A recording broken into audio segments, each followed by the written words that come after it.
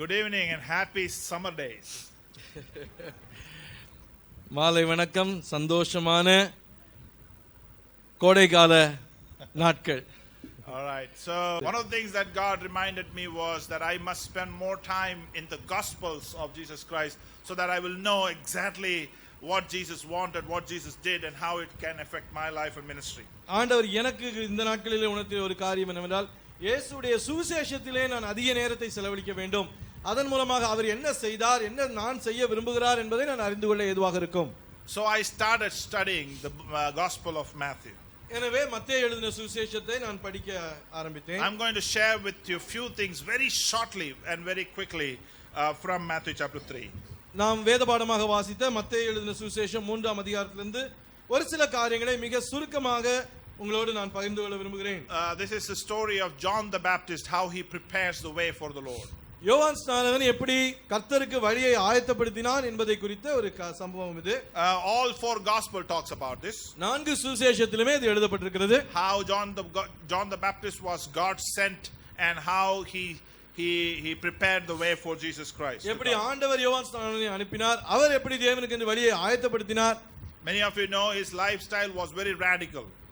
அவருடைய வாழ்க்கை முறைமை முற்றிலும் வித்தியாசமாக விந்தையாக இருந்தது. He was living in a wilderness. வனாந்திரத்திலே வசித்தார். Ate locusts and honey.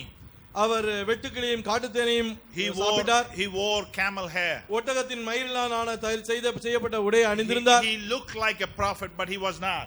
ஒரு தீர்க்கதரிசி போன்ற தோற்றமுடையவராக இருந்தார், ஆனால் ஒரு தீர்க்கதரிசி அல்ல. Elijah was like this. He lived like that.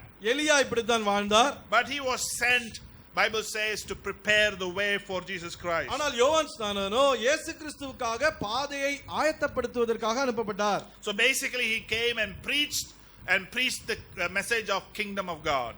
அவர் வந்து தேவனுடைய ராஜ்யத்தை குறித்த செய்தியை பிரசங்கித்தார். Basically he said repent. அடிப்படையாக மனம் திரும்புங்கள் என்று சொன்னார். So when சொன்னார். people confessed their sins, he baptized them in. மக்கள் தங்களுடைய பாவங்களை அறிக்கையிட்டபோது அவர்களுக்கு அவர் ஞானஸ்நானம் கொடுத்தார். It was a baptism of repentance. அது மனம் திரும்புதலின் ஞானஸ்நானம். A symbol of people's demonstration that they are turning back to God and they are going to follow God. அவர்கள் தேவன் பக்கமாக மீண்டுமாக திரும்புகிறார்கள் என்றும் இனி தேவன் கூடவே தேவன் பக்கமாகவே இருப்பார்கள் என்பதும் அதற்கான ஒரு வெளியரங்கமான அடையாளமாக இருந்தது. Although this is John speaking before Christ came into picture. இயேசு கிறிஸ்து வெளிப்படையாக ஊழியத்தை துவங்கும் முன்பாகவே யோவான் இதை பேசினாலும் there are so many things in this passage alone that will give us a clue for our Christian life. நம்முடைய கிறிஸ்தவ வாழ்க்கைக்கு தேவையான சில ஆலோசனைகளை இந்த வேத பகுதி நமக்கு கொடுக்கிறது. I'm going to give you 3 principles, 3 ideas about just basic Christianity. அடிப்படையான கிறிஸ்தவ மார்க்கத்தினுடைய அடிப்படை தன்மையை குறித்து 3 காரியங்களை உங்களுக்கு நான் சொல்ல விரும்புகிறேன். Number 1. முதலாவது காரியம், we must believe that kingdom of God is a spiritual reality. தேவனுடைய ராஜ்யம் என்பது ஆவிக்குரிய ஒரு நிஜம். It is true. Today we live in the kingdom of God. இது உண்மை. நாம் இன்று தேவனுடைய ராஜ்யத்திலே வாழ்ந்து கொண்டிருக்கிறோம். Verse 1 says, in those days John the Baptist came preaching in the wilderness of Judea, repent for the kingdom of heaven is at hand. அந்நாட்களில் யோவான் ஸ்நானகன் யூதேயாவின் வனாந்திரத்தில் வந்து மனம் திரும்புங்கள், பரலோக ராஜ்யம் சமீபித்திருக்கிறது என்று பிரசங்கம் பண்ணினார். So he is saying kingdom of God is at hand, it is near, therefore you repent. பரலோக ராஜ்யம் சமீபித்திருக்கிறது, எனவே மனம் திரும்புங்கள். What is the kingdom of God? தேவனுடைய ராஜ்யம் என்றால் என்ன? Basically the rule and the reign of God. தேவனுடைய ஆட்சி. God ruling our lives. தேவன் நம்முடைய வாழ்க்கையை ஆட்சி செய்வது. In sin through Adam we have gone away from the rule of God. ஆதாமுடைய அந்த பாவத்தின் நிமித்தம் நாம் தேவனுடைய ஆட்சியிலிருந்து ஆளுகையிலிருந்து விலகி போய்விட்டோம். We were basically created so that we will stay under the authority of God. தேவனுடைய ஆளுகையின் கீழாக நாம் இருக்கும்படியாகத்தான் ஆரம்பத்திலே படைக்கப்பட்டோம். The best place that we can be is under the authority of God. நாம் இருக்கும்படியாக மிகச் சிறந்த இடம் எதுவென்றால் தேவனுடைய ஆளுகையின் கீழ் இருக்கும் இடம்தான். But now we have gone away from God. ஆனால் இப்பொழுது தேவனை விட்டு விலகி சென்று விட்டோம். And we do our own thing, our own self will rule our lives. நம்முடைய சுயம், நம்முடைய சொந்த விருப்பங்கள் நம்முடைய வாழ்க்கை ஆட்சி செய்து கொண்டிருக்கிறது. So that is the message that John is giving. அந்த செய்தியை தான் யோவான் ஸ்நானகன் கொடுக்கிறார். Repent and come back to God and allow God to rule your life. மனம் திரும்பி தேவனிடத்திலே மீண்டும் வாருங்கள், தேவன் உங்களுடைய வாழ்க்கையை ஆளுகை செய்யும்படியாக அவருக்கு இடம் கொடுங்கள். This is exactly the same sermon that Jesus came preaching. இயேசு வந்து பிரசங்கித்த முதல் செய்தியாகவும் இதுவே இருந்தது. If you see in Matthew 4 or Mark chapter 1, we see Jesus came preaching the kingdom of God. மத்தேயு 4ஆம் அதிகாரத்திலும் இயேசு மற்ற இடங்களிலும் கூட இயேசு வந்து தேவனுடைய ராஜ்யத்தை குறித்து பிரசங்கித்தார். He said the time is fulfilled. காலம் நிறைவேறிற்று. The kingdom of God is at hand. தேவனுடைய ராஜ்யம் சமீபித்திருக்கிறது. Repent and believe in the good news. மனம் திரும்பி சுவிசேஷத்தை விசுவாசியுங்கள். What Israelites have long awaited for Christ and for Messiah to come and his kingdom to come. இஸ்ரவேல் மக்கள் மேசியா வரவும் அவருடைய ராஜ்யம் அவருடைய அரசாட்சி வரவும் வேண்டும் என்று எவ்வளவு காலமாக வாஞ்சித்தார்கள். And now Jesus comes and says, now the kingdom of God is here. ஆனால் இப்பொழுது இயேசு வந்து சொல்கிறார், தேவனுடைய ராஜ்யம் இங்கே இருக்கிறது. Where the king is, the kingdom is. ராஜா எங்கே இருக்கிறாரோ அங்கே ராஜ்யம் இருக்கும். This is precisely what Jesus says to Pharisees in Luke chapter 17 verse 21. லூக்கா 17ஆம் அதிகாரம் 21ஆம் வசனத்திலே இயேசு கிறிஸ்து குறிப்பாக பரிசேயர்களை பார்த்து சொன்னார், the kingdom of God is in the midst of you. தேவனுடைய ராஜ்யம் உங்களுக்குள் இருக்கிறது. You God the kingdom of God is in you. தேவனுடைய ராஜ்யம் உங்களுக்குள்ளே இருக்கிறது. This Jesus described his mission saying that I came to proclaim the good news of the God, good news of the kingdom of God. இயேசு தன்னுடைய ஊழியத்தின் நோக்கத்தை சொல்கிறார், தேவனுடைய ராஜ்யத்தின் அந்த நற்செய்தியை அறிவிக்க நான் வந்தேன். Through his words, Jesus explains the kingdom of God, invites them to come under the authority of the kingdom. தேவனுடைய ராஜ்யம் என்றால் என்ன என்று பிரசங்கித்து தேவனுடைய ஆளுகையின் கீழாக வரும்படியாக அவர்களை இயேசு அழைத்தார். He says, if it is by the finger of God that I cast out demons, then the kingdom of God has come upon you. தேவனுடைய விரலினால் கரத்தினால் நான் பிசாசுகளை துரத்துகிறேன் என்றால் தேவனுடைய ராஜ்யம் உங்கள் நடுவிலே இருக்கிறது. Israel always thought that Messiah is going to come as a political king for them. இஸ்ரவேல் மக்கள் எப்படி யோசித்தார் என்றால் மேசியா என்பவர் தங்களுக்கு அரசியல் ரீதியான ஒரு ராஜாவாக தலைவராக வருவார் என்று நினைத்தார்கள். Jesus says in John chapter 18 verse 36 that my kingdom is not of the world. ஆனால் இயேசு யோவான் 18:36லே என்னுடைய ராஜ்யம் இந்த உலகத்துக்கு அடுத்ததல்ல என்று சொல்கிறார். Throughout the Old Testament, if you look at it, பழைய ஏற்பாடு முழுவதும் நீங்கள் பார்த்தால் God has made covenants with people. தேவன் மக்களோடு உடன்படிக்கைகள் செய்தார். And he talked about the kingdom that he is going to establish. அவர் ஸ்தாபிக்க போகிற ராஜ்யத்தை குறித்தும் அவர்களோடு பேசினார். But all along when God talked about the blessing of God, they thought about blessing as material thing. தேவன் எப்பொழுதெல்லாம் ஆசீர்வாதம் என்று சொன்னாரோ அப்பொழுதெல்லாம் மக்கள் யோசித்தது பொருளாதார ஆசீர்வாதத்தை குறித்து. First of all, people thought Abraham was blessed because he had so much of money and he was a rich man. முதலாவது ஆபிரகாம் ஆசீர்வதிக்கப்பட்டவன் என்றால் ஏராளமான பணம் வைத்திருந்தான், ஏராளமான சொத்து சுகங்கள் இருந்தது, எனவே அவன் பாக்கியவான் என்று யோசிக்கிறார்கள். And after that it was a possession of land. The more land we have, the blessings of God is there. அதன் பிறகு மக்கள் என்ன யோசித்தார்கள், எவ்வளவுக்கு எவ்வளவு அதிகமாக நிலபலன்கள் இருக்கிறதோ அந்த அளவுக்கு நாம் தேவனுடைய ஆசீர்வாதத்தை கொண்டவர்கள் என்று நினைத்தார்கள். But God was saying, no, I'm going to establish an eternal kingdom with you. ஆனால் தேவன் சொன்னார், இல்லை நான் உங்களிடத்தில் ஒரு நித்திய ராஜ்யத்தை உங்கள் மத்தியிலே ஸ்தாபிக்க போகிறேன். The son of David will come and establish that kingdom. தாவீதின் குமாரன் வந்து அந்த ராஜ்யத்தை ஸ்தாபிப்பார். God was meaning that Christ is going to come and establish that eternal kingdom. தேவன் சொன்னதுடைய அர்த்தம் என்னவென்றால் இயேசு கிறிஸ்து வந்து ராஜ்யத்தை ஸ்தாபிப்பார் என்று. People thought God's kingdom is going to come upon earth. மக்கள் என்ன யோசித்தார்கள் என்றால் தேவனுடைய ராஜ்யம் என்பது பூமியின் மேல் வரப்போகிறது. So they saw the kingdoms that are coming from God. It's coming from God and God is establishing his kingdom. ராஜ்யம் என்பது தேவனிடத்திலிருந்து வருகிறது, தேவன் தான் ராஜ்யங்களை ஸ்தாபிக்கிறார் என்பதாக அப்படி எதிர்பார்த்து கொண்டிருந்தார்கள். So when David decided that he is going to build a temple and kingdom, when Solomon had his kingdom, they thought that was the eternal kingdom that God was promising. தாவீது ராஜாவாக இருக்கும்போதும் சரி, அதன் பிறகு சாலமோன் வந்து எவ்வளவு செழிப்பான ஒரு ராஜ்யத்தை ஸ்தாபித்த போதும் மக்கள் நினைத்தார்கள் இதுதான் தேவன் கொடுக்கிற ராஜ்யம் என்று. At last God has established his kingdom. எப்படியோ இறுதியிலே தேவன் அவருடைய ராஜ்யத்தை ஸ்தாபித்து விட்டார் என்று மக்கள் நினைத்தார்கள். But Solomon's children divided the kingdom. ஆனால் சாலமோனுடைய பிள்ளைகள் ராஜ்யத்தை பிரித்து போட்டார்கள், பங்கு போட்டார்கள். God was not talking about this kingdom. தேவன் இந்த உலகத்துக்கு அடுத்த ராஜ்யத்தை குறித்து பேசவில்லை. He was not talking about kingdom that will have this political arena.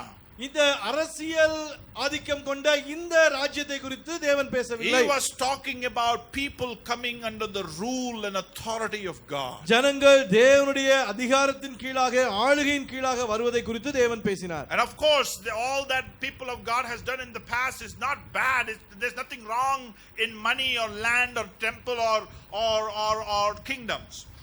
பழைய ஏற்பாட்டின் காலத்திலும் சரி இதுவரையிலும் சரி ஜனங்கள் தேவனுடைய மக்கள் தேவனுக்கென்று செய்த காரியங்கள் தங்களுடைய ஆஸ்திகளை கொண்டு நிலங்களை கொண்டு தேவனுக்கென்று செய்த காரியங்கள் எதுவும் தீமையானது அல்ல. But God's purpose and plan was to establish this kingdom where people of God are under the authority and rule of God. ஆனால் தேவனுடைய நோக்கம் பிரதான நோக்கம் என்னவென்றால் அவருடைய ராஜ்யத்திலே அவருடைய ஜனங்கள் அவருடைய ஆளுகையின் கீழாக அதிகாரத்தின் கீழாக இருப்பார்கள்.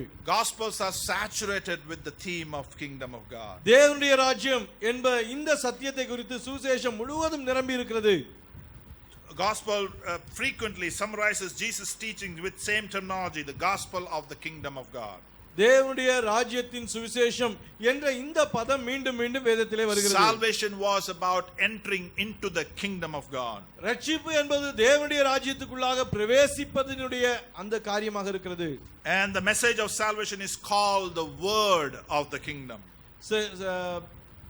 தேவனுடைய ராஜ்யத்தின் அந்த செய்தியானது அழைப்பு தேவனுடைய அழைப்பாக அது கருதப்படுகிறது. The message of salvation is called the word of the kingdom. Word of the kingdom. Message of the salvation. ரட்சிப்பின் செய்தியானது is known as the word of the kingdom.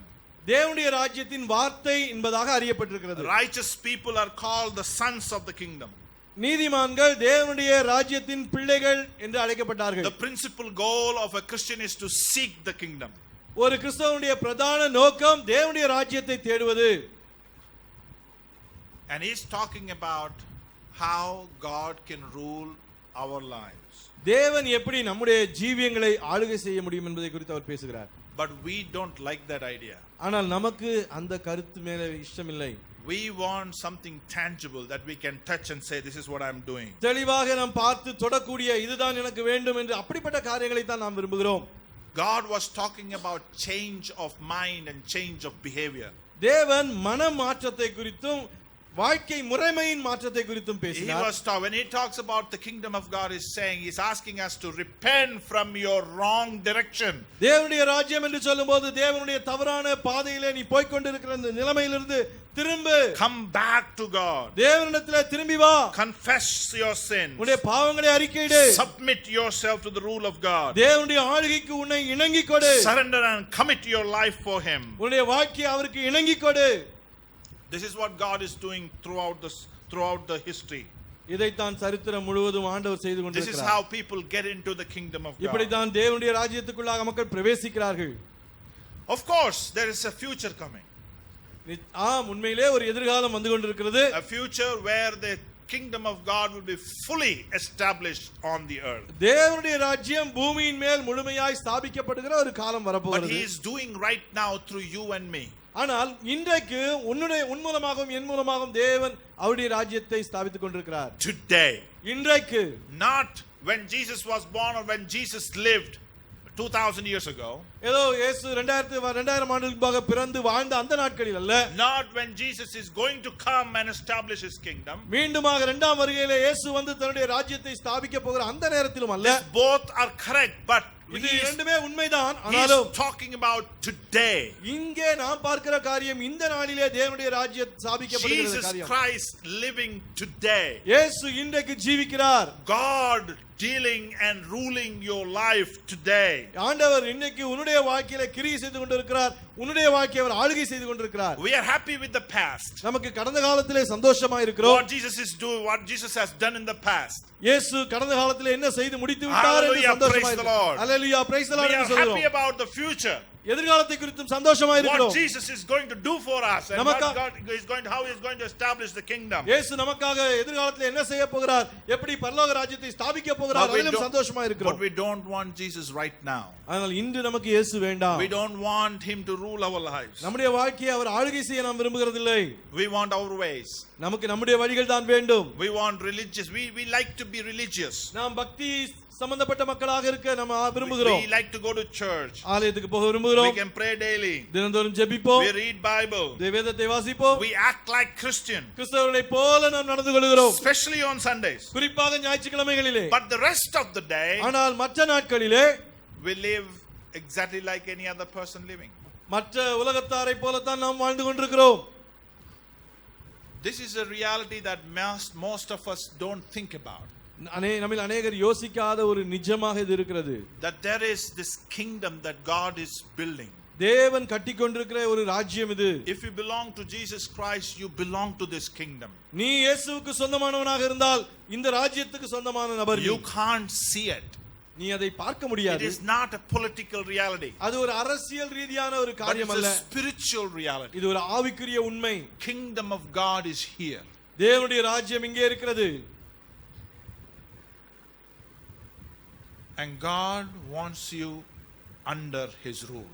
தேவன் நீ அவருடைய ஆளுகையின் கீழாக இருக்க அவர் விரும்புகிறார். If you are not, அப்படி நீ இல்லை என்றால், tonight you must repent. இன்றைக்கு இரவு நீ மனம் திரும்ப வேண்டும். Get filled with the sorrow, godly sorrow. தேவ பயத்தோடு கூடிய அந்த துக்கத்தினால் நிறைந்து கொள். And understand that you are living your own life.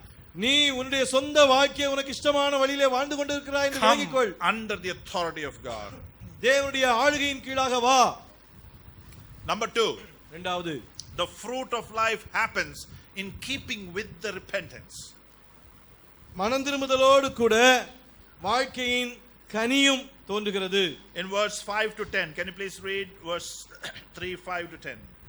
மத்தேயு எழுதின சுவிசேஷம் 3ஆம் அதிகாரம் 5 முதல் 10 வசனங்களை நான் வாசிக்கிறேன். மத்தேயு 3, 5 முதல் 10. அப்பொழுது எருசலேம் நகர மனம் திரும்புதலுக்கு ஏற்ற கனிகளை கொடுங்கள். ஆபிரகாம் எங்களுக்கு தகப்பன் என்று உங்களுக்குள்ளே சொல்லிக்கொள்ள நினையாதிருங்கள். தேவன் இந்த கல்லுகளினாலே ஆபிரகாமுக்கு பிள்ளைகளை உண்டு பண்ண வல்லவராயிருக்கிறார் என்று உங்களுக்கு சொல்கிறேன். இப்பொழுதே கோடரியானது மரங்களின் வேரருகே வைத்திருக்கிறது. ஆகையால் நல்ல கனி கொடாத மரமெல்லாம் வெட்டுண்டு அக்கினியிலே போடப்படும். When the Pharisees came looking at so many people were going for this baptism. Pharisees came to baptism, not for baptism, to baptism to see what is happening. அநேக மக்கள் யோவான் பின்னாக வந்து ஞானஸ்நானம் எடுப்பதை இந்த பரிசேயர்கள் கண்டபோது அவர்கள் ஞானஸ்நானத்திற்காக வரவில்லை, ஞானஸ்நானத்தை நோக்கி அநேகர் போகிறார்களே என்ன நடக்கிறது என்று அவர்களும் வந்தார்கள். As soon as John sees them, he says, brood of vipers, who has given you, who has warned you to escape from the wrath of God? விரியன் பாம்பு குட்டிகளே, வருங்கோபத்துக்கு தப்பிக்கொள்ள வகை காட்டினவன் யார் என்று அவரிடத்தில் கேட்டான். Basically he says to them, bear fruits in keeping with repentance. மனம் திரும்புதலுக்கு ஏற்ற கனியை கொடுங்கள் என்று சொல்கிறார். First of all, முதலாவது, they thought that they don't need repentance. முதலாவது அவர்கள் மனம் திரும்புதல் தேவையில்லை என்று நினைத்தார்கள். Because they thought they are the people of God. ஏனென்றால் தங்களை குறித்து தாங்கள் தேவனுடைய ஜனங்கள் என்று அவர்கள் எண்ணிக்கொண்டார்கள். They are the children of God. Physically they were children of Abraham. சரீர பிரகாரமாக அவர்கள் ஆபிரகாமுடைய பிள்ளைகள், சரீர பிரகாரம் தேவனுடைய பிள்ளைகள் தான். According to God's promise and covenant, God's people, all Israel are God's people. தேவனுடைய உடன்படிக்கையின்படி வாக்குத்தத்தத்தின்படி இஸ்ரவேல் ஜனங்கள் எல்லாரும் தேவனுடைய ஜனங்கள் தான். But then they didn't understand that all Israel is not Israel. ஆனால் அவர்கள் இதை விளங்கிக் கொள்ளவில்லை. எல்லா இஸ்ரவேலரும் இஸ்ரவேலர் அல்ல. They were thinking about physical lineage of Abraham. அவர்கள் ஆபிரகாமுடைய சந்ததியை சேர்ந்தவர்கள் நாங்கள் என்று அந்த காரியத்தை யோசித்துக் கொண்டிருந்தார்கள். But God is looking for their hearts. ஆனால் தேவனுடைய இருதயத்தை பார்த்தார். They felt that God has accepted them, that they are privileged people. தேவன் தங்களை ஏற்றுக்கொண்டார், நாம் ஸ்லாக்கியம் பெற்ற மக்கள், தாங்கள் விசேஷித்தவர்கள் என்று தங்களை குறித்து எண்ணிக்கொண்டார்கள். So they did whatever they wanted to, lived as ever they wanted, their self ruled their lives. அவர்கள் என்னவெல்லாம் விரும்பினார்களோ அதையெல்லாம் செய்தார்கள், தங்கள் இஷ்டப்படி வாழ்ந்தார்கள். John tells, no my brother, no.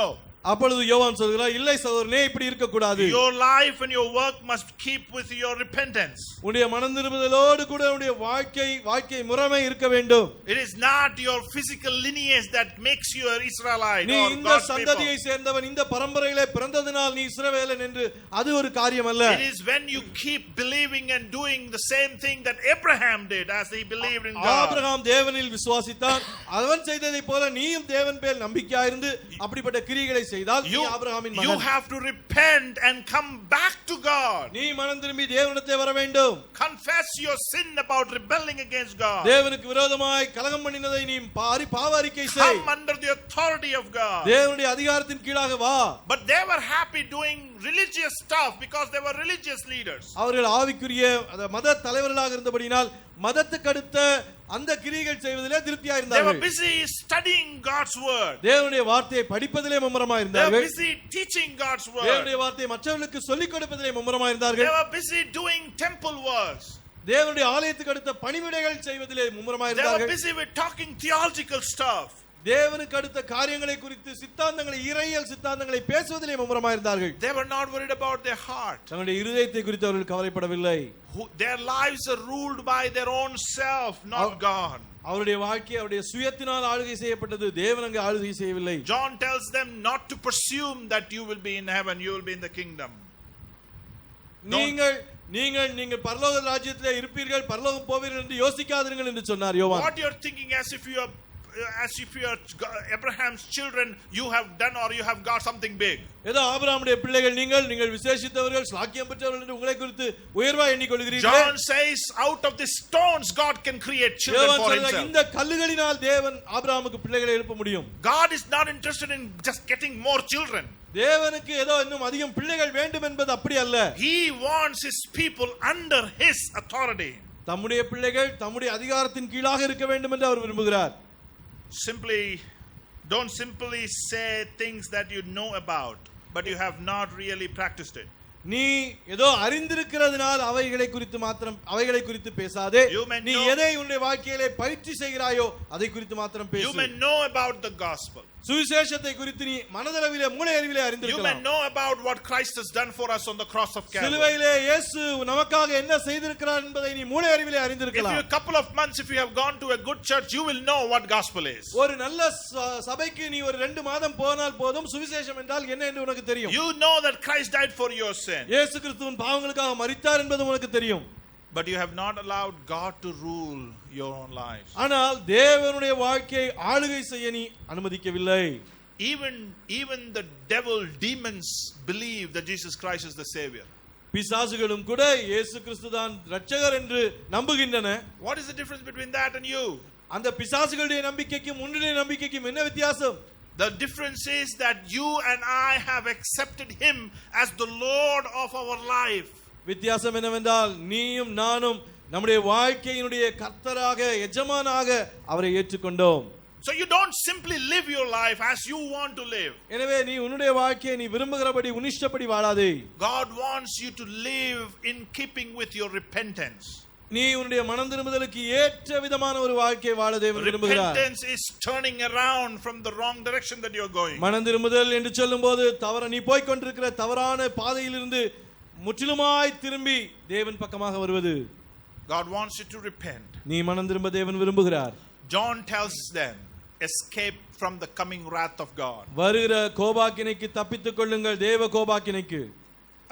When we talk about these things, nowadays we don't hear about these things. இந்த நாட்களிலே குறிப்பாக இதை குறித்து பிரசங்கிக்கப்படுகிறதை கேட்பதும் இல்லை. Because this is not good subject to talk to people. Because people don't like to hear this. மக்கள் இந்த மாதிரி காரியங்களை கேட்க விரும்புவதில்லை. எனவே அவரிடத்தில் இதை பேசினால் அவர்கள் விரும்ப மாட்டார்கள். How can God be so angry all the time? தேவன் எப்படி எல்லா நேரமும் கோபமாக இருப்பார்? Now we are trying to understand God's wrath in the way that we feel anger. தேவனுடைய கோபாக்கினை என்று சொல்லும்போது நாம் எப்படி கோபப்படுகிறோமோ அதோடு நாம் ஒப்பிட்டு பார்க்கிறோம். The wrath of God is not the emotion kind of thing that we feel many times when the electricity is not there. Current இல்லாமல் இருக்கும்போது எனக்கு வருகிற கோபம் போல நாம் அனுபவிக்கிற கோபத்தோடு தேவனுடைய கோபாக்கினையை ஒப்பிட்டு பார்க்கிறோம். This is not that kind of wrath. அப்படிப்பட்ட உணர்ச்சி வயப்படக்கூடிய ஒரு கோபம் அல்ல. This is about his character. இது தேவனுடைய Gunaseelam. This is about his holiness. அவருடைய பரிசுத்தத்தை குறித்தது. That he cannot accept when people are rebelling against him and going away from him. மக்கள் தன்னை விட்டு விலகி செல்லும்போது தேவன் அவர்களை அந்த காரியத்தை ஏற்றுக்கொள்ளவே முடியாது. Romans says God has revealed his wrath to all of us. தேவன் தம்முடைய கோபாக்கினை நம்ம எல்லாருக்கும் வெளிப்படுத்தி இருக்கிறார் என்று ரோமரிலே சொல்லப்பட்டிருக்கிறது. And John says, யோவான் சொல்கிறார், your life and work, your productivity, your fruitfulness must come from that repentance. உன்னுடைய மனந்திரும்புதலிலிருந்து உன்னுடைய வாழ்க்கையின் கனிவுள்ள தன்மை வர வேண்டும். Many of us think that we don't need repentance anymore. நம்மில் அநேகர் இனிமேலும் நாம் மனம் திரும்ப வேண்டியதில்லை என்று நினைக்கிறோம். Because once upon a time we turn away from God. I mean, we repented of sin and that's it. ஏனென்றால் அநேக காலங்களுக்கு முன்பாக அந்த ஒரு நாளிலே நம்முடைய பாவங்களுக்காக மனம் திரும்பி பாவங்களை விட்டு நாம் ஆண்டவர் பக்கமாக வந்துவிட்டோம். Many people, I heard this thing. I think I have said this before, but let me tell you, unrepented people are not repenting and coming to repented people because repented people are not repenting. மனம் திரும்பாத மக்கள் மனம் திரும்பிய மக்களிடத்திலே வந்து சேருகிறதில்லை. ஏனென்றால் மனம் திரும்பிய மக்கள் அவர்கள் மனம் திரும்புகிறதில்லை. Absolutely fantastic. Because we are not repenting anymore. மனம் திரும்பினோம் என்று சொல்கிற நாம் இனிமேலும் மனம் திரும்புகிறதில்லை. We don't cry over our sins anymore. நம்முடைய பாவங்களுக்காக நாம் இனிமேலும் அழுகிறதில்லை. We don't confess our sin anymore. நம்முடைய பாவங்களை நாம் அறிக்கையிடுகிறதே இல்லை. We just do things for God. ஏதோ தேவனுக்கென்று காரியங்களை செய்து கொண்டிருக்கிறோம் without repentance. மனம் திரும்புதல் இல்லாதபடி. John is saying your life must reflect your repentance. உன்னுடைய வாழ்க்கையானது உன்னுடைய மனம் திரும்புதலை பிரதிபலிக்க வேண்டும் என்று யோவான் சொல்கிறார். Unfruitfulness can lead us to the fire, God's word says. கனியற்ற தன்மை நம்மை அக்கினிக்குள்ளாக எடுத்து செல்ல முடியும் என்று வேதம் சொல்கிறது. Fruitlessness after repentance is an offense to God. மனம் திரும்பின பிறகு கனியற்ற நிலைமை நம்மை அது தேவனுக்கு விரோதமான ஒரு காரியம். Don't take your life lightly. உன்னுடைய வாழ்க்கையை அலட்சியமாக எடுத்துக்கொள்ளாதே. The judgment of God is at hand. தேவனுடைய நியாயத்தீர்ப்பு சமீபித்திருக்கிறது. The axe is at the root of the tree. கோடாரியானது மரத்தினுடைய வேர் அருகே வைக்கப்பட்டிருக்கிறது. Is your fruit, is your life, is your work in keeping with your repentance? உன்னுடைய கனிகள், உன்னுடைய வாழ்க்கை, உன்னுடைய ஜீவியம் ஆண்டவருடைய உன்னுடைய மனம் திரும்புதலுக்கு ஏற்றதாக உன்னுடைய கனிகள் இருக்கிறதா? Number 3. மூன்றாவது காரியம், Jesus Christ is the center of all things, worthy of all our praise. இயேசுதான் எல்லா காரியத்திற்கும் மையமாக இருக்கிறார். நம்முடைய துதிக்கும் ஸ்தோத்திரத்திற்கும் கனத்திற்கும் உரியவர் அவரே. John says the main character in all of this life, his work and his ministry is Jesus Christ. அவருடைய ஊழியம், அவருடைய வாழ்க்கை இவற்றின் எல்லாமே ஆண்டவராகிய இயேசு கிறிஸ்துதான். Verse 11 says this, I baptize you with water for repentance. He is coming after me, mightier than I, whose sandals I am not worthy to carry. He will baptize you with Holy Spirit and fire. 11ஆம் வசனம், மத்தேயு 3:11. மனம் திரும்புதலுக்கென்று நான் ஜலத்தினால் உங்களுக்கு ஞானஸ்நானம் கொடுக்கிறேன். எனக்கு பின் வருகிறவரோ என்னிலும் வல்லவராயிருக்கிறார். அவருடைய பாதரட்சைகளை சுமக்கிறதற்கு நான் பாத்திரன் அல்ல. அவர் பரிசுத்த ஆவியினாலும் அக்கினியினாலும் உங்களுக்கு ஞானஸ்நானம் கொடுப்பார். I baptize you with a baptism of repentance. நான் மனம் திரும்புதலின் ஞானஸ்நானத்தோடு உங்களுக்கு ஞானஸ்நானம் கொடுக்கிறேன். But when he baptizes you for regeneration.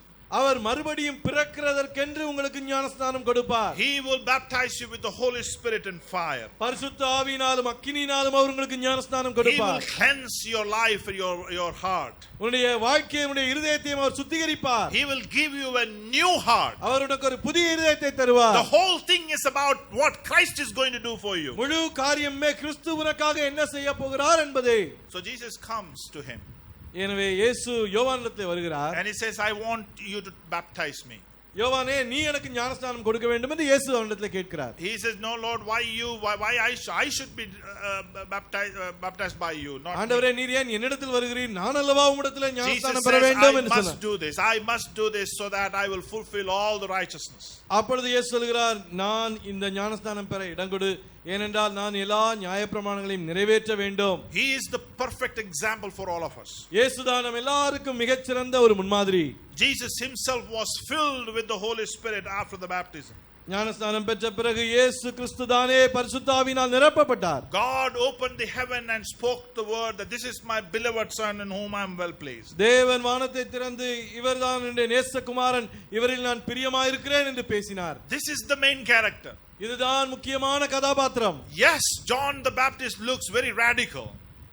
யோவான் ஸ்நானன் முற்றிலும் வித்தியாசமானவராக பகிரங்கமாக Yes, காணப்படுகிறார். his message was very radical. அவருடைய செய்தியும் புரட்சிகரமானதாக இருந்தது. But the main character of the whole drama is Jesus Christ. ஆனால் முழு அந்த நாடகத்தினுடைய கதாபாத்திரம் இயேசு கிறிஸ்துதான். He is the one who is going to judge you. அவர்தான் உன்னை நியாயந்தீர்க்க போகிறவர். He has a winnowing fork in his hand. அவர்தான் சுத்திகரிக்கும் அந்த ஆயுதத்தை தன்னுடைய கையிலே வைத்திருக்கிறார். He will clear the threshing floor. அவர்தான் அந்த தூற்றுக்குடையை சுத்திகரிப்பார். He will separate wheat from chaff. Our கோதுமையையும் பதரையும் பிரிப்பார். He will turn the chaff into the burning fire. Our பதரையோ அவியாத அக்கினியினால் சுட்டெரிப்பார். This is Jesus from Galilee. இது கலிலேயாவிலிருந்து வந்த இயேசு. This is Jesus, the Son of God. தேவனுடைய குமாரனாகிய இயேசு கிறிஸ்து. The whole thing is about Christ. முழு காரியமே கிறிஸ்துவை குறித்துதான். The center of your life must be Jesus Christ. உன்னுடைய வாழ்க்கையின் முக்கிய மைய பகுதி இயேசு கிறிஸ்துவாக இருக்க வேண்டும். He is worthy of all your praise and honor and respect. அவர் உன்னுடைய எல்லா துதிக்கும் ஸ்தோத்திரத்திற்கும் மரியாதைக்கும் உரியவர். He is God's son. அவர் தேவனுடைய குமாரன். God is pleased with him. தேவன் அவரிலே பிரியமாயிருக்கிறார். He has become our perfect example. இயேசு கிறிஸ்து நம்முடைய மிகச்சிறந்த முன்னுதாரணமாக மாறி இருக்கிறார். He is our judge. அவரே நம்முடைய நியாயாதிபதி. He fulfills all righteousness. அவர் எல்லா நீதியையும் நிறைவேற்றி இருக்கிறார். His sandals I am not worthy to carry. அவருடைய பாதரட்சியின் வாரையாகிலும் அவிழ்ப்பதற்கு நான் பாத்திரவான் அல்ல. He is the one who will baptize me in the Holy Spirit. என்னை பரிசுத்த ஆவியிலே அபிஷேகம் பண்ணுகிறவர் அவர்தான். He is the one who gives me a new life. எனக்கு ஒரு புதிய வாழ்க்கையை தருகிறவரும் இயேசுவே. He is the center of all my life. என்னுடைய வாழ்க்கையின் மையமே இயேசுதான். These are the three basic thing about Christianity. கிறிஸ்தவ வாழ்க்கையின் அடிப்படையான மூன்று காரியங்கள் இவைதான். Understand that kingdom of God is a spiritual reality. தேவனுடைய ராஜ்யம் என்பது ஆவிக்குரிய நிஜம் என்பதை விளங்கிக்கொள். Carnal mind cannot see this. மாம்ச மனது இதை புரிந்து கொள்ள முடியாது, இதை காண முடியாது. It is real. ஆனால் இது நிஜமானது. God is at work.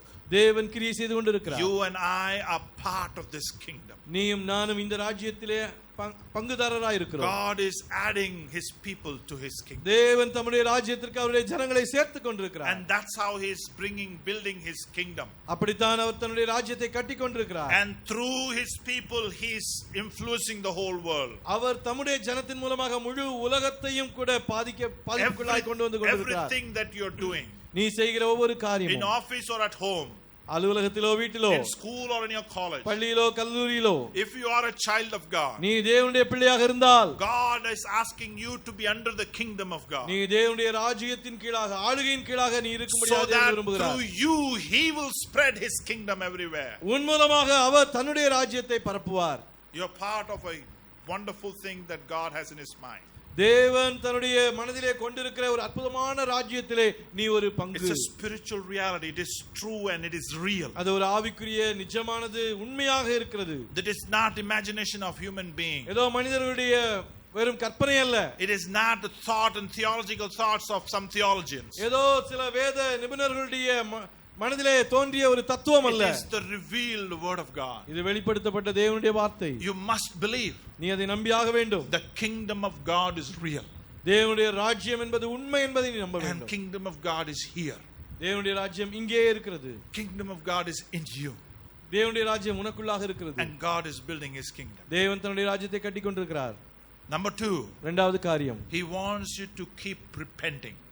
நீ தொடர்ந்து மனம் திரும்பிக் கொண்டிருக்க தேவன் விரும்புகிறார். And let your life flow out of that repentance. அந்த மனம் திரும்புதலிலிருந்து உன்னுடைய வாழ்க்கை பிரவாகித்து வரட்டும். Your work and your fruitfulness must come from that repentance. உன்னுடைய கிரியைகள், உன்னுடைய கனி உன்னுடைய மனம் திரும்புதலிலிருந்து வர வேண்டும். Walk worthy of the calling you have received. நீ பெற்றுக்கொண்ட அழைப்புக்கு ஏற்றவனாய் பாத்திரவானாய் நடந்து கொள். Live according to what Christ has called you to live. தேவன் ஆண்டவராகிய இயேசு கிறிஸ்து எப்படிப்பட்ட ஒரு வாழ்க்கை வாழும்படியாக உன்னை அழைத்திருக்கிறாரோ அதற்கு பாத்திரவானாய் நடந்து கொள். You are living under the authority of Jesus Christ. நீ இயேசு கிறிஸ்துவின் அதிகாரத்தின் கீழாய் வாழ்ந்து கொண்டிருக்கிறாய். Live like that.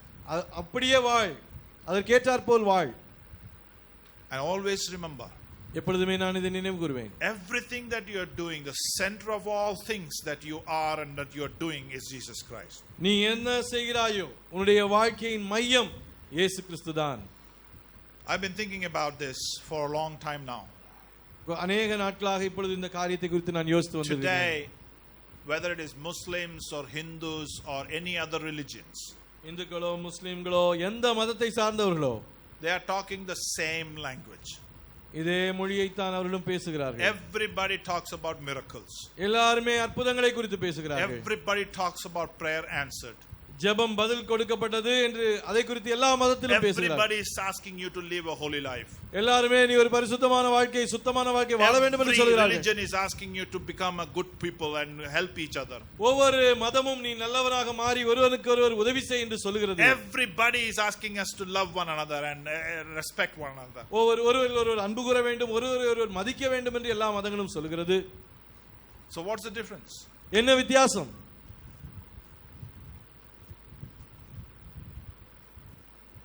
The difference is only Jesus Christ.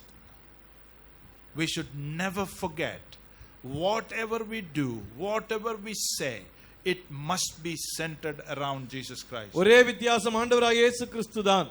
நாம் என்ன சொல்லுகிறோமோ என்ன செய்கிறோமோ அது இயேசுவை மையமாக வைத்தே செய்யப்பட வேண்டும். He is the main character. அவர்தான் முக்கியமான கதாபாத்திரம். Not your good life. உன்னுடைய நல்ல வாழ்க்கை அல்ல. Not your religiosity. உன்னுடைய பக்தி பரவசம் அல்ல.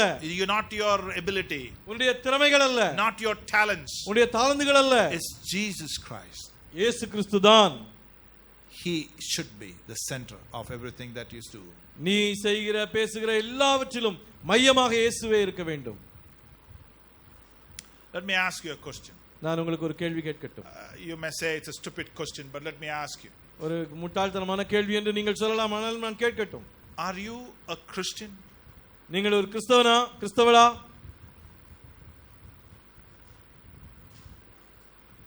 Let's pray. ஜெபிப்போம்.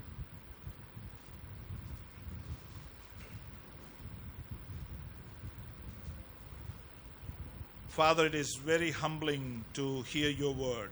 ஆண்டவரே, உம்முடைய வார்த்தையை கேட்கும்போது அது எங்களே நாங்கள் தாழ்த்தக்கூடிய ஒரு காரியமாக இருக்கிறது.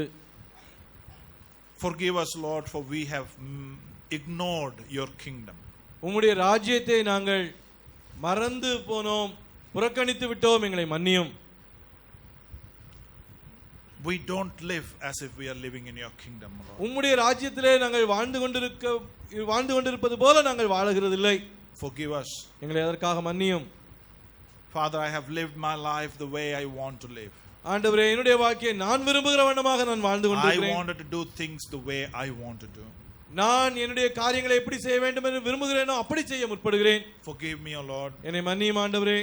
I want to do your will. உம்முடைய சித்தத்தை செய்ய விரும்புகிறேன். I want to be under your authority.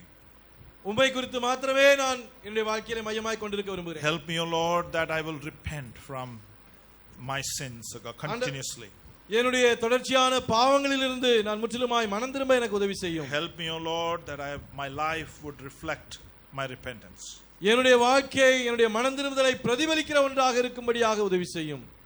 And in all things, O Lord, that Christ would be magnified. எல்லா காரியத்திலும் கிறிஸ்து மகிமைப்படுத்தப்பட வேண்டும். In all things, Christ will be supreme. எல்லாவற்றிலும் கிறிஸ்துவே பிரதானமானவராக இருக்கட்டும். In our conversation, in our work, in our life, in our relationship. என்னுடைய வாழ்க்கையிலே, எங்களுடைய வேலை செய்கிற இடத்திலே, எங்களுடைய எல்லாவற்றிலும், in our family, in our relationships, Lord, let your son rule. எங்களுடைய உறவுகளிலே, எங்களுடைய குடும்பங்களிலே உம்முடைய குமாரன் ஆளுகை செய்யட்டும். Help us, Lord. எங்களுக்கு உதவி செய்யும் ஆண்டவரே. We need your grace. உம்முடைய கிருபை எங்களுக்கு தேவை. In Christ Jesus' name we pray. இயேசு கிறிஸ்துவின் நாமத்திலே ஜெபிக்கிறோம். ஆமென்.